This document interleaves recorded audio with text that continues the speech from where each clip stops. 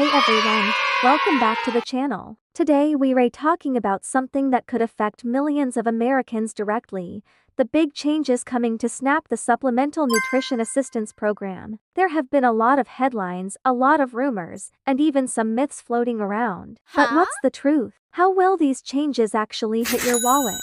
Let's break it all down. First, let's look at what's actually happening. A major bill was recently signed into law that makes significant revisions to SNAP. It changes who qualifies, how much you can receive, and what rules you have to follow. Here are the big takeaways. First, there are stricter work requirements. Now, most able-bodied adults between 18 and 64 must work, train, or volunteer for at least 80 hours a month to keep their benefits. Second, there are benefit reductions. The law restricts future SNAP increases and even rolls back some past adjustments. This means your benefits might not keep up with the rising cost of food. Third, get ready for more paperwork. You'll need to follow stricter rules for reporting your income and expenses. If you miss a deadline, you could lose your benefits entirely. There are also new rules for states. States with high error rates will now have to share some of the SNAP costs. This could pressure them to tighten eligibility or reduce benefits even further to save money.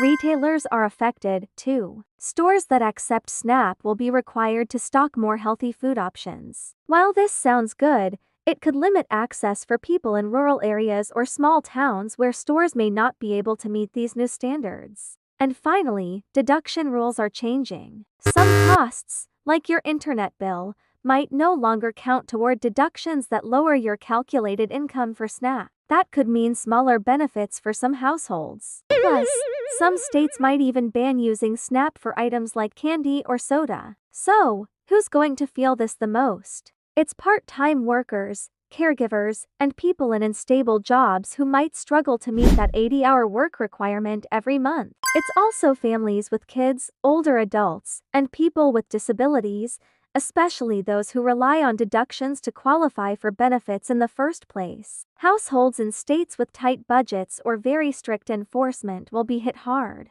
The same goes for rural communities where fewer stores might qualify as SNAP retailers under the new stocking rules, creating food deserts. Analysts estimate that around 4 million people per month could lose some or all of their benefits, and up to 22 million households might see their benefits reduced. If a major SNAP increase from 2021 gets rolled back entirely, it's estimated that over 2 million more people could fall into poverty. Now, let's bust some common myths. Myth number 1.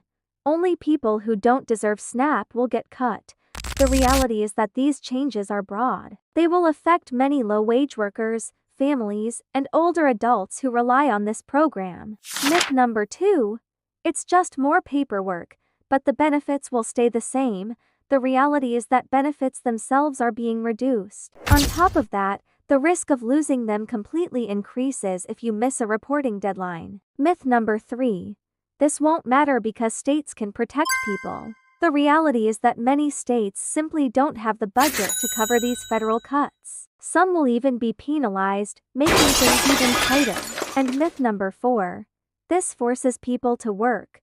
Research has shown that work requirements often just push people off the program, especially in areas with limited jobs or barriers like a lack of childcare and transportation. So what can you do if you're on SNAP or you want to prepare? First, stay updated on your state's specific rules. Some of these changes depend on how your state decides to implement them. Second, keep detailed records of your income, expenses, and work hours. Missing a single report could mean losing your benefits, so organization is key. Third, check for exemptions. If you have a disability, care for dependents, or live in an area with high unemployment, you may qualify for an exemption from the work requirements. Next, start planning for smaller benefits. It's a good idea to begin adjusting your food budget now, just in case. And finally, look for support networks. Local food banks, advocacy groups, and other state assistance programs can often help bridge the gap. This isn't just about paperwork, it's about real food on the table for you and your family. So there you have it, the truth behind the SNAP changes and how they could affect your wallet.